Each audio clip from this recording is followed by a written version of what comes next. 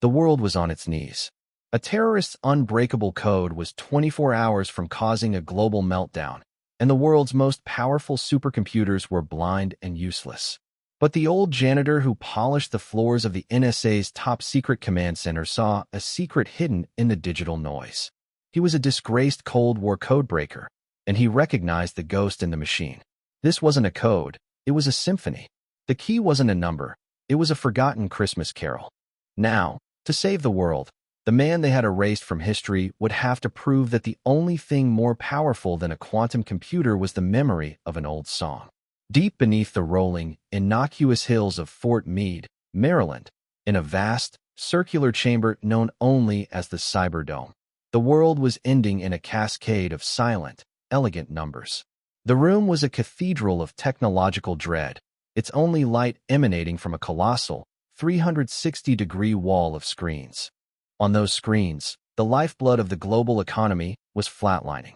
Stock exchanges from Tokyo to New York were frozen. Power grids in Europe were flickering. Global shipping lanes were in chaos. The world's intricate, digital nervous system was being systematically paralyzed by a piece of malicious code so sophisticated, so impenetrably complex, that it had been given a name from mythology, Cerberus. At the center of this storm, a young man in a crisp, dark suit stood like a conductor before a symphony of failure. This was Alex Croft, the 29-year-old prodigy who headed the NSA's division of quantum analytics. Alex was a new kind of warrior, one who fought not with bullets, but with algorithms. He believed, with the zealous faith of a high priest, that there was no code that could not be broken by sufficient processing power.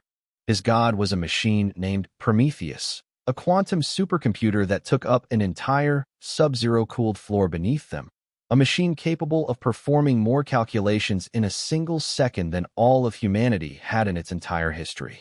And for the past 48 hours, Prometheus had been failing. Report. Alex snapped, his voice sharp and clean, cutting through the tense, humming silence of the room. A young analyst, her face pale and illuminated by the glow of her console, flinched. No change, sir. Prometheus has run every brute force and heuristic attack in our arsenal. The encryption doesn't just resist. It seems to learn. Every time we get close to finding a pattern, the entire structure of the code morphs. The complexity is increasing exponentially. It's not just a lock, it's a living labyrinth. That's impossible, Alex hissed, though his voice lacked its usual arrogant conviction. Code is math. It is pure, cold logic. It does not live. He stared at the wall of scrolling, meaningless data, a chaotic waterfall of digital noise. Cerberus was more than just a piece of malware. It was a taunt. It was a perfect, elegant wall of pure mathematics, and he and his billion-dollar god machine were throwing themselves against it, only to be broken again and again. The ultimatum from the terrorists, a shadowy group calling themselves Lazarus, had been simple. They had not demanded a ransom. They had demanded a reset. A complete, synchronized erasure of all global debt. A digital apocalypse that would plunge the world into a new dark age. If their demands were not met in 24 hours, they would not just paralyze the system. They would corrupt it, turning every piece of financial data in the world into meaningless, irretrievable gibberish. The clock was ticking. The world's most powerful intelligence agency, with its army of geniuses and its quantum supercomputer, was blind, deaf, and helpless. They were staring into the face of a perfect, digital storm, and they had forgotten how to read the clouds. Long after the frantic day shift analysts had been replaced by the equally frantic night shift, another, quieter presence moved through the hushed, hallowed halls of the NSA. Samuel Jones, at 73, was a ghost in a gray janitor's uniform. His world was the lonely, rhythmic swish of a mop, the quiet hum of servers, and the deep, profound silence of a building that held the world's most dangerous secrets.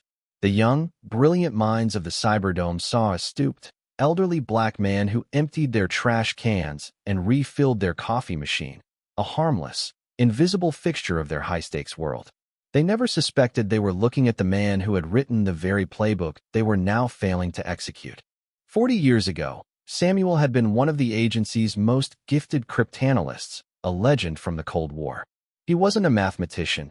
He was a linguist, a musician, A man who could see the personality in a code, the human flaw, the rhythmic signature of the mind that had created it. His career had ended in a brutal, quiet betrayal.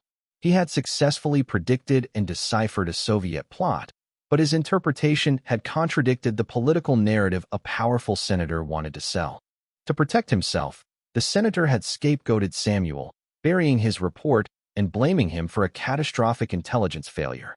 Disgraced, his name scrubbed from the official histories, he had disappeared, eventually finding a strange, quiet penance in the anonymous, monastic life of a janitor, a ghost haunting the very institution he had helped to build. His shift brought him to the Cyberdome just before 3 a.m. The room was a tomb of despair, the analyst staring blankly at the same, mocking, impenetrable wall of code. As Samuel quietly replaced the liner in Alex Croft's trash bin, his eyes drifted to the massive screen. He saw the chaotic, shimmering cascade of Cerberus. And he stopped. For a long, silent moment, he just stood there, his gnarled hand resting on the handle of his janitor's cart. The young analyst saw a wall of random, shifting data. Samuel saw a voice. It was faint, almost imperceptible, but it was there. This was not the clean, cold, perfect encryption of a modern computer algorithm. This was messy. It was human. There were patterns, but they were not mathematical. They were rhythmic, almost melodic. There were flaws, but they were not errors. They were stylistic flourishes, like the dialect of a specific, long-forgotten language. His mind, a dusty and used archive of Cold War ciphers, began to stir. He recognized the cadence, the strange, almost poetic structure of the encryption. It was the signature of a ghost from his own past, a brilliant, eccentric KGB spymaster he had hunted for a decade, a man known only as the Maestro. The Maestro had believed that the most secure cipher was one that was not based on pure math, but on a shared cultural secret, a piece of music, a poem, a story. He built his codes like symphonies, with keys and tempos that a computer, searching for a logical, numerical pattern, would be utterly blind to. Samuel stared at the screen, his heart pounding against his ribs for the first time in 30 years. The analysts were trying to break the code with a supercomputer. It was like trying to open a combination lock with a sledgehammer. They didn't need more processing power. They needed a tuning fork. They needed the sheet music. He knew, with a certainty that was as cold and as clear as the code on the screen, that Cerberus was not a new creation. It was the Maestro's masterpiece, his final, posthumous symphony of chaos, unleashed upon a world that had forgotten his name. And he, the disgraced janitor, was the only man alive who still remembered the song. The first, pale light of dawn began to filter into the Cyberdome, a sterile, artificial morning that brought no hope, only a clearer view of their impending failure. The clock on the main screen was now a merciless, crimson countdown, 19 hours remaining. The crisis had escalated. In a new, cruel display of power, Cerberus had begun to attack the global healthcare network. Hospital systems in London and Berlin were now reporting critical failures, patient records becoming inaccessible, diagnostic machines going offline. The terrorists were no longer just holding the world's money hostage. They were now holding its lives. The atmosphere in the room was a toxic mixture of exhaustion and pure, undiluted fear. Alex Croft hadn't slept in 2 days. His crisp suit was rumpled, his tie loosened, and his face was a pale, drawn mask of frustration. He stood before a smaller whiteboard, frantically scrawling equations, his movements sharp and angry. He was a man at war with an enemy he couldn't see, a genius drowning in a sea of his own perfect, useless logic. Samuel knew he could not remain silent. The ghost of his past, the failure to prevent a disaster because his warnings were ignored, was a weight he could no longer bear.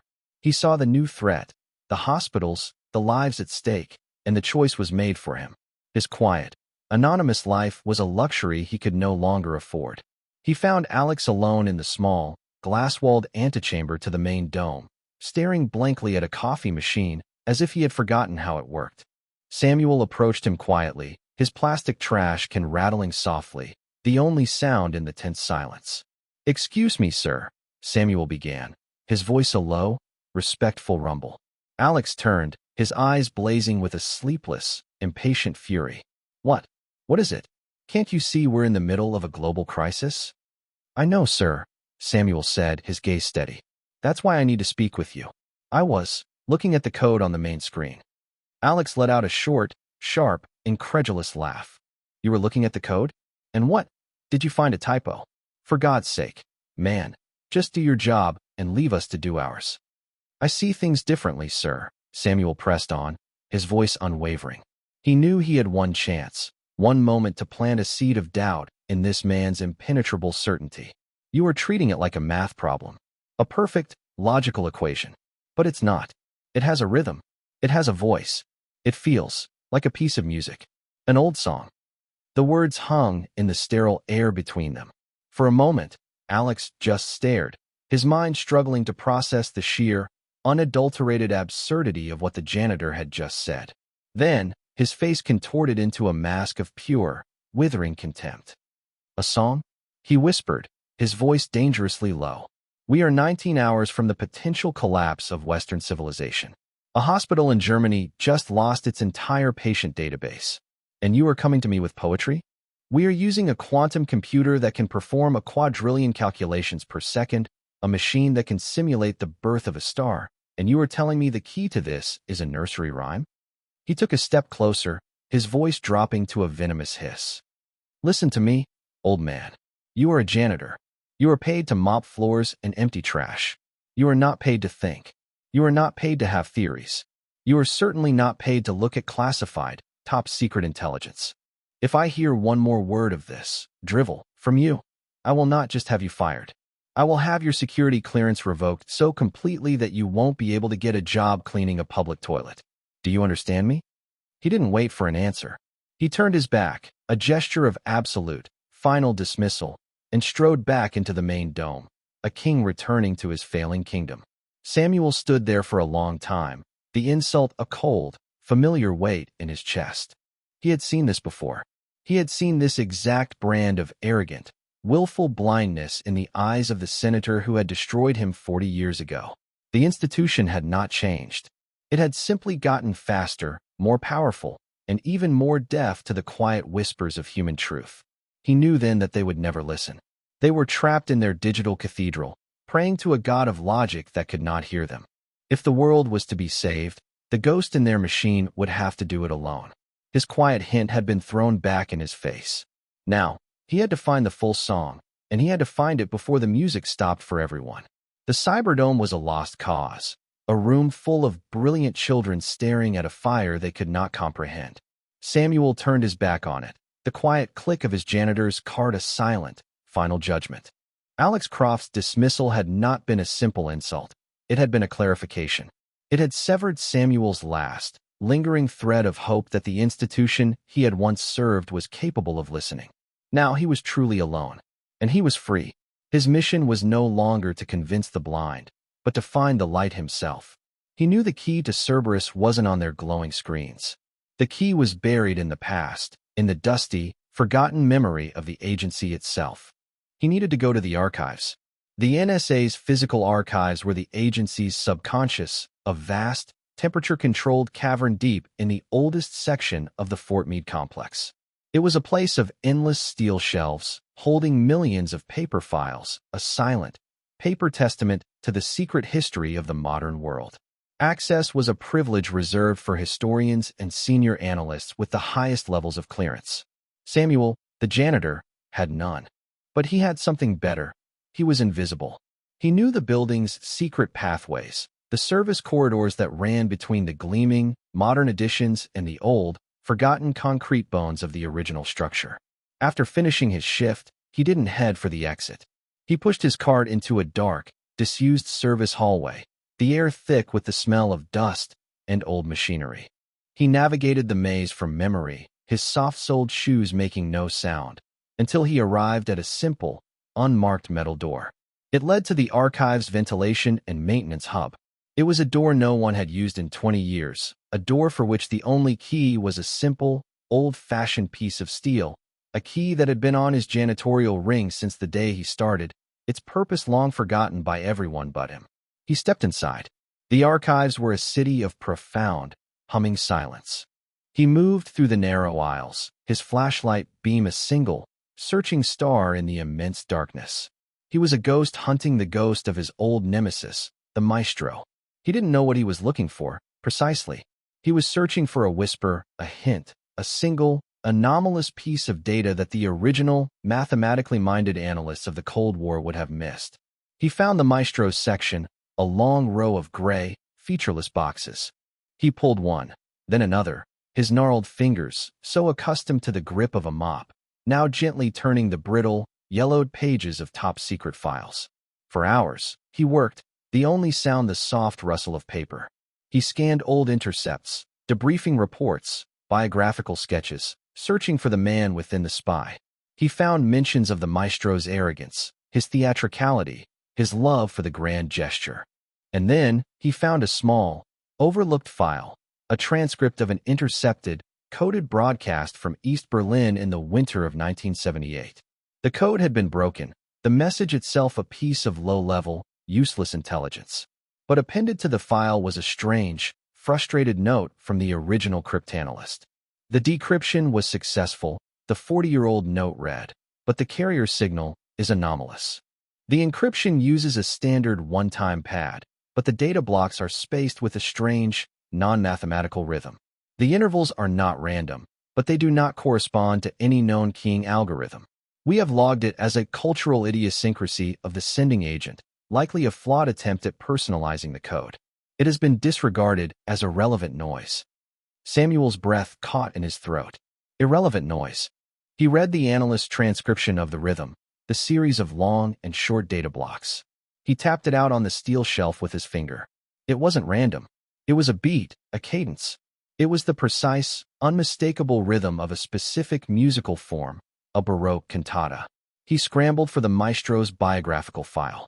He scanned past the details of his espionage, his recruitment, his betrayals, searching for the personal details, the human story.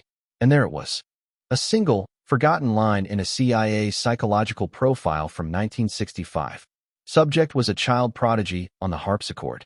He is a known expert on, and is said to be obsessed with, the works of the obscure 18th-century German composer Christoph von Kessler. The final piece of the puzzle clicked into place with the force of a physical blow. Christoph von Kessler, a composer so obscure, so specialized, that only a handful of musicologists in the world would know his name. He was known for one thing, his complex, mathematically brilliant, but emotionally cold Christmas cantatas. Samuel stood in the silent, dusty archives, the old files spread before him like a sacred text. The timing of the Cerberus attack, in the weeks leading up to the holidays. The non-mathematical, musical rhythm of the code. The maestro's lifelong obsession. It was all there. He knew, with a certainty that was as profound and as absolute as the silence around him, what the key to Cerberus was. It wasn't a number. It wasn't an algorithm. It was a song. It was the melodic line from one of Christoph von Kessler's forgotten Christmas carols. He now held the theory, a theory so insane, so unorthodox, so utterly human, that Alex Croft and his quantum computer would never, ever believe it. The clock was ticking. He had less than 12 hours. His real mission was about to begin. How to get back into the Cyberdome and convince a machine that was deaf to everything but math to listen to the sound of a forgotten Christmas carol. The final hours were a slow, agonizing bleed. The world was holding its breath, and the air in the Cyberdome was thick with the metallic taste of failure. The crimson clock on the wall now read 3 hours. Global markets had been dark for a full day. Air traffic control systems were reporting phantom flights. The digital siege was becoming a physical one. Alex Croft, the boy genius, looked like a ghost, his face a hollow mask of sleeplessness and defeat. He had just finished a secure call with the president, a conversation that had been less of a briefing and more of a eulogy for the modern world. Prometheus, his quantum god, was silent, its quadrillions of calculations having amounted to nothing. The wall of the Cerberus code stood, perfect, malevolent, and unbroken. Samuel knew this was the final act. He emerged from the archives, the old, brittle file containing the maestro's secrets tucked carefully inside his janitor's uniform. He was no longer just a ghost.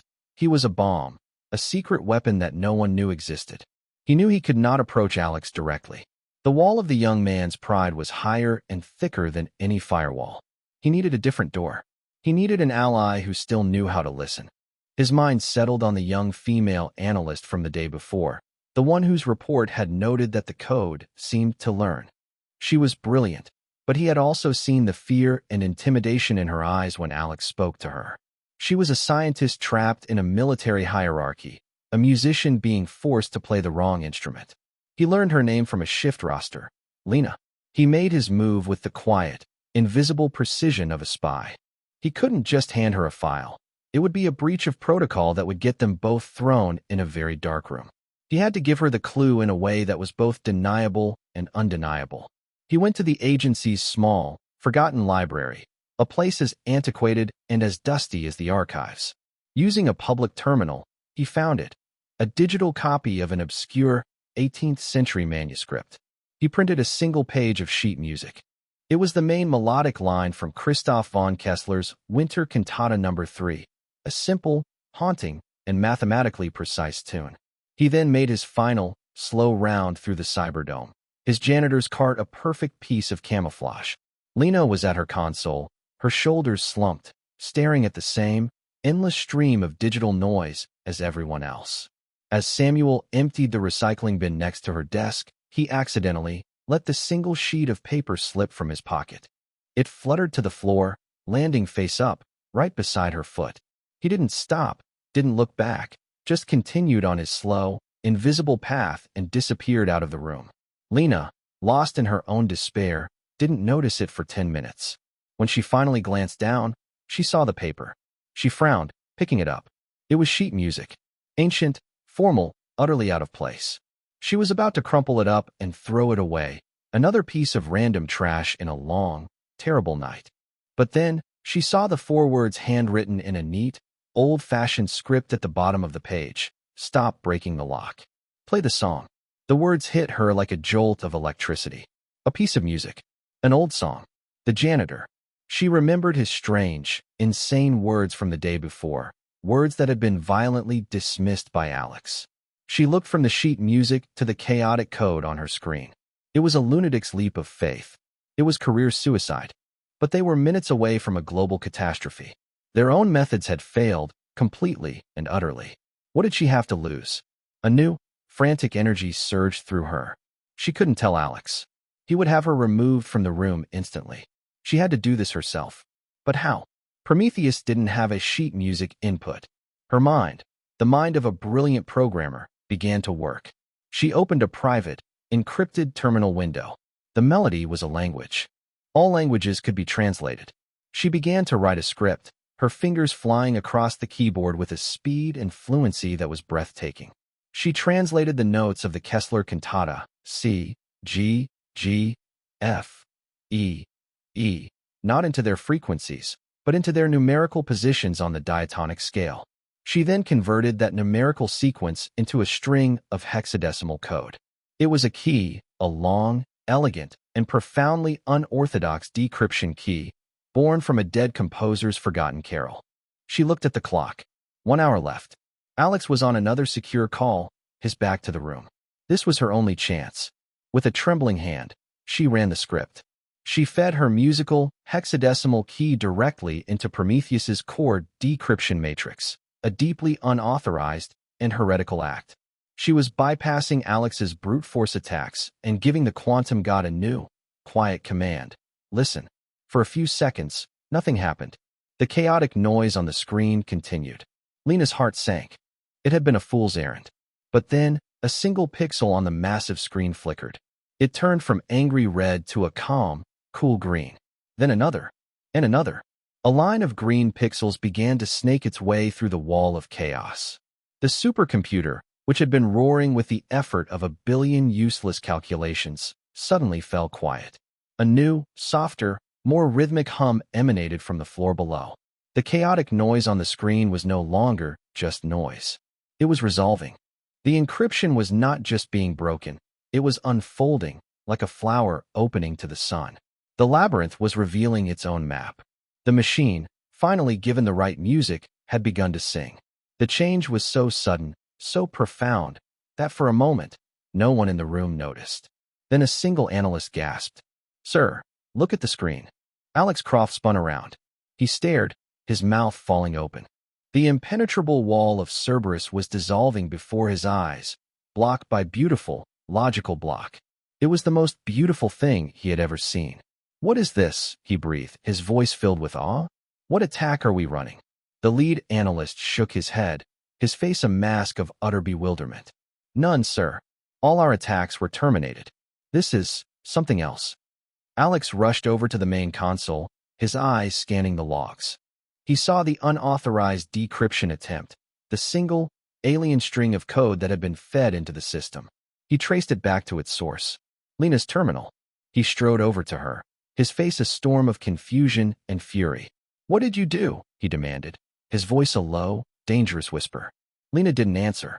She was trembling, tears of pure, unadulterated relief streaming down her face.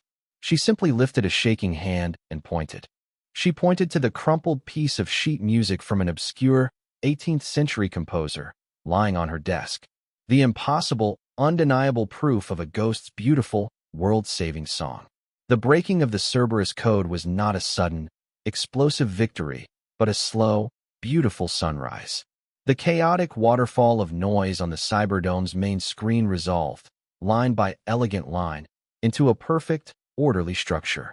It was a symphony revealing its sheet music. The analysts, who had been frozen in a state of stunned disbelief, erupted into a flurry of controlled, professional action. They were no longer fighting a wall. They were reading a book. Within minutes, the first tendrils of the Lazarus terrorist network were identified, their locations pinpointed, their command structure laid bare. The digital siege was broken. Alex Croft did not join in the hushed, triumphant celebration. He stood motionless, his eyes fixed not on the screen, but on the crumpled piece of sheet music in his hand. His entire world, a world built on the clean, binary certainties of mathematics and processing power, had been saved by a ghost story, by a dead composer's forgotten song. He looked over at Lena, who stood by her console, trembling not with fear, but with the aftershock of her own audacity. "Where did you get this?" Alex asked, his voice a raw, humbled whisper. "Who gave this to you?" Lena met his gaze, her fear of him gone, replaced by a quiet, unshakable certainty. "The man you told to get back to his mob," she said simply. The words landed with the quiet force of a final judgment. Alex turned and walked out of the Cyberdome, leaving the victory he had so desperately craved in the hands of his subordinates. He was a king who had just learned he was a pawn in a much larger, much older game. He needed to find the Grandmaster.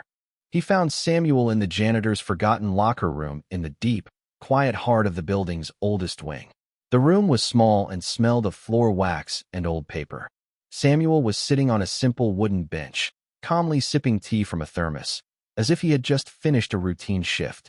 He looked up as Alex entered, his eyes not triumphant, but filled with a deep, weary peace. "How?" Alex asked, the single word a universe of questions. "How did you know?" "Because I knew the man, not the math," Samuel said, his voice a low, gentle rumble.